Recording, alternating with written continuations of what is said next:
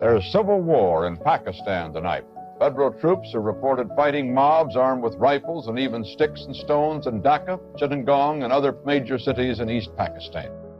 There's a leader from the subcontinent who led his country to independence based on very progressive ideals. He wanted a country that was secular, he wanted a country which was equal for all, and the whole of Bangladesh got behind him. They fought a war against all odds, and Bangladesh emerged independent. The partition of India was one of the sad legacies of colonialism. A subcontinent rich in culture, rich in history, was divided simply along the lines of religion. If you see the geography, with the one Pakistan here, the other there, different cultures, different language, something serious was bound to happen, which it did. There are some 75 million persons in East Pakistan. The feeling is strong there that the central government, 1,000 miles away in West Pakistan, has been treating them as second-rate citizens. In the 1970 election, Bangabandhu was actually elected as Prime Minister of the whole of Pakistan. The 51-year-old Sheikh is the leader of the Awami League, a political party that won a landslide victory in national elections last December. It was the country's first freely elected National Assembly in its 23-year history. But because of differences between Rahman and President Khan, the Assembly has never been convened.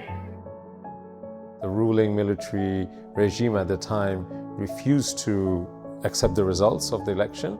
And while the negotiations were going on about a handover of power is when the Pakistani army started a crackdown.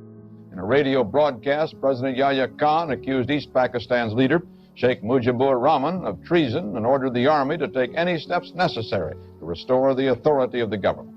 A clandestine radio station calling itself the Voice of Independent Bengal broadcast that Rahman has declared East Pakistan an independent nation. We were fighting for our independence. We were fighting to speak our own language.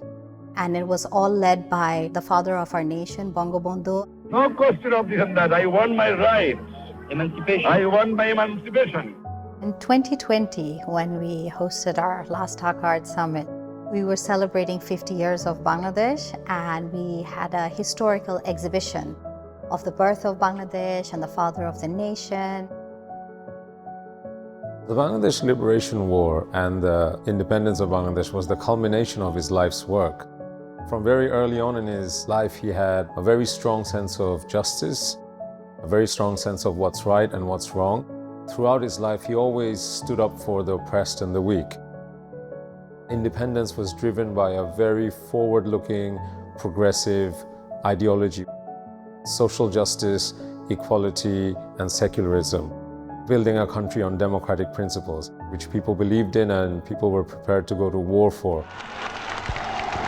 Who can do anything when 70 million people are united behind us? Even with the army. What damn army can do? We don't care for them. They can suppress my people with bullets. When I heard about the beginning of the conflict, I thought, if I went there, I would really be sort of witnessing history in the making with the foreseeable birth of a nation, and that's very exciting. Anne was one of the first female journalists that traveled to Bangladesh to cover the war and to spread our news all over the world. When they celebrated the 50th anniversary, someone heard of the photos I had done of Sheikh Mujib. That's how these photos came out of the archives.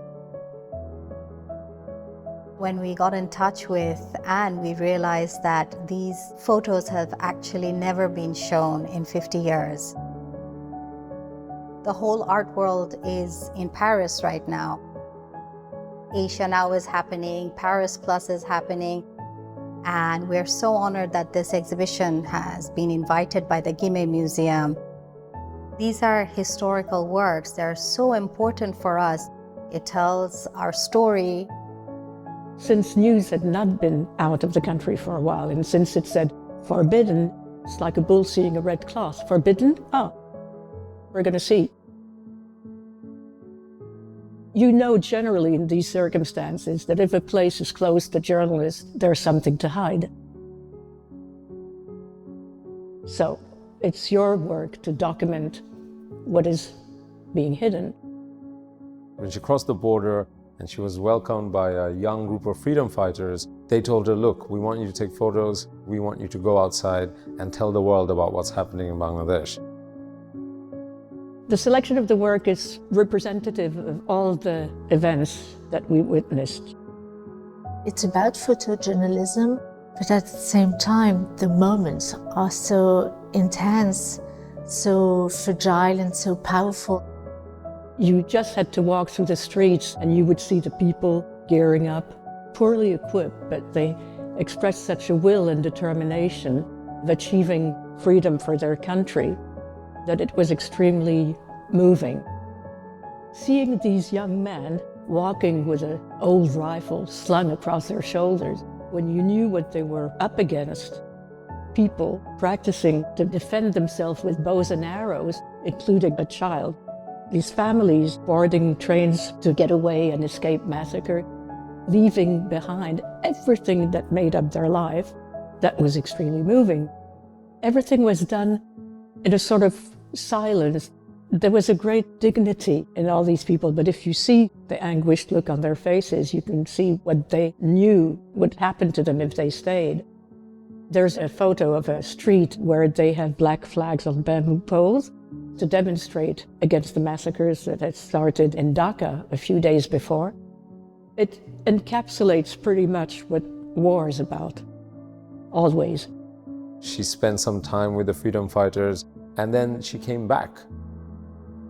She wanted to meet this man that everybody had said had inspired them to go to war and fight for freedom. A year ago, he was in jail.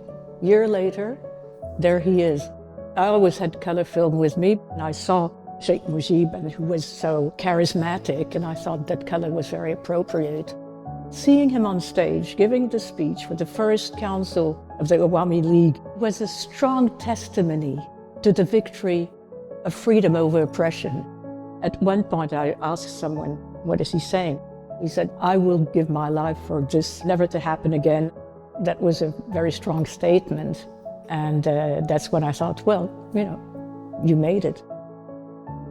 Of course, little did I imagine that 3 years later, he would be assassinated with most of his family. He had a connection with the people and he could represent them the way that politicians are supposed to really represent the interests of a country or of a population. One thing that I find very moving is there's an image of a crowd holding a Bangladesh flag, and it's the flag that is in the showcase here. There's a map of Bangladesh showing the part that has become independent. So it comes to life. Everyone feels touched. People stepping away from the exhibit will definitely carry something of Anne with them.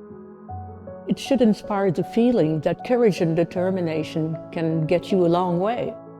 Of course, it could have not happened, but it did. Because in these photos, you can see what determination and courage the people had. It's all about the people's struggle, the people's passion for an independent nation. Bangladesh is a new country, and in 50 years, so much has happened. We have developed as a nation. We're one of the fastest growing economies in the world. While Bangladesh has come a long way in 50 years, there's still a long way to go to fulfill Bangabandhu's dream of Sonar Bangla, or a golden Bengal.